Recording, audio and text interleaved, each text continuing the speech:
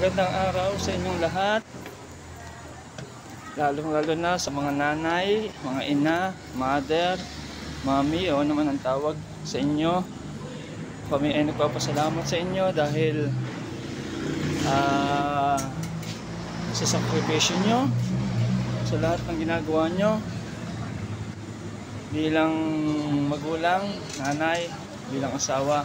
Salamat sa inyong lahat at ako'y bumabati sa inyo ng isang mapagpala at masayang Mother's Day ngayong araw na ito. Kami po ngayon ay nandito sa main church at kami po ay dadalo at double celebration na rin dahil merong celebration ng Mother's Day.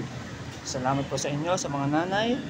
Pagpalain kayo ng Lord, more blessing, good health, favor na nagmumula sa ating Diyos ang patuloy niyong maranasan. So lahat ng mga nanay sa buong mundo, buong Pilipinas, salamat sa inyong lahat at patuloy kayong bigyan pa ng mahabang buhay at lakas na nagmumula sa Kanya upang magampanan pa ang pagiging isang ina. So kayo isang huwaran ng pagsasakripisyo. Salamat sa inyong lahat. Pagpalain kayo ng ating Panginoon. To God be all the glory. Salamat po.